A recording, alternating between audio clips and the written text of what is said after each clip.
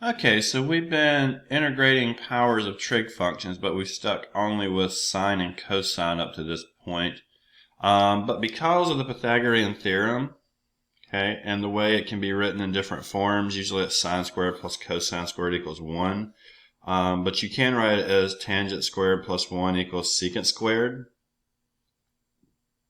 or cotangent squared plus 1 equals cosecant squared.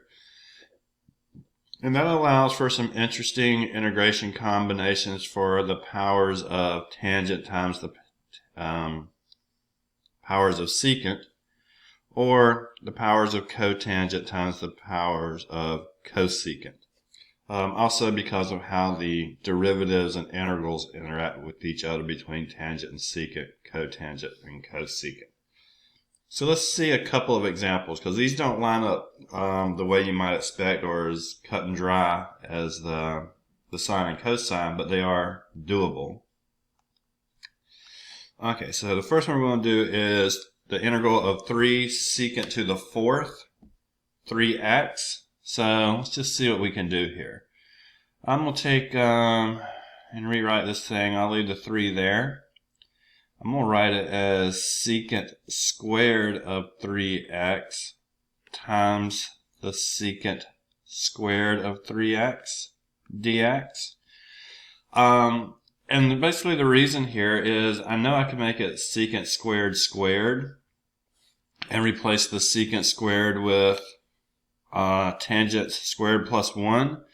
But if I do that, then everything will be in tangent. And what I really need is some type of tangent secant combination if it's there. So I'm going to take it, I'm going to leave the 3 here. I'm going to change the secant squared to tangent squared of 3x plus 1. Let's use some colors there. We'll get it right in a second, don't worry.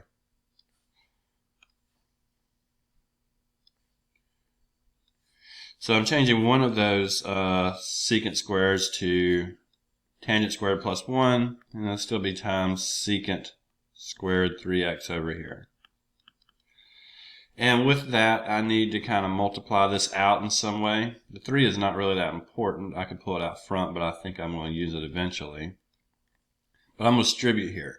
So I will have 3 times tangent squared of 3x times secant squared of 3x, and then it'll be plus secant squared of 3x. Okay. Now, integrating the secant square is not going to be a problem. That goes back to tangent, so that's pretty easy. So it uses a u substitution with the u being the 3x. The other one, the tangent squared times secant squared, it also uses a u substitution, but let me break this into 2 parts just so we can see it a little bit clearer. So I'm going to have one part here, the integral of 3 tangent squared 3x times secant squared of 3x. Then I'm going to make it separately plus the integral of 3 secant squared of 3x. And both of these are dx. So when I get these individually, I can just put them back together.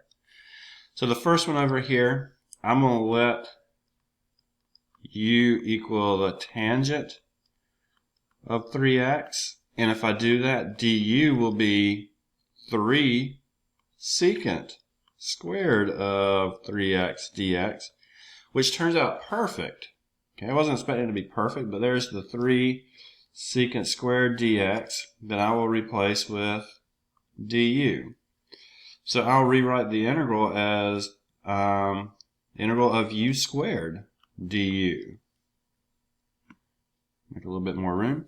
So that turns into 1/3 u cubed, which is honestly 1/3 tangent cubed of 3x.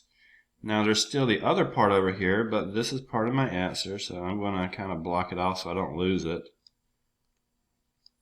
And then over here with the secant squared of 3x, this is a u substitution, but the 3 stays out front, and we get a 1/3 tangent of 3x.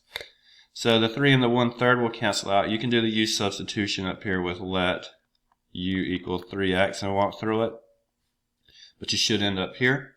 So we get plus tangent of 3x, and then we don't have any endpoints, so it'll be plus c. So that worked out, and basically what happened is it broke into 2 separate integrals eventually that integrated very differently. So remember where we started with on this one. It was 3 secant to the 4th.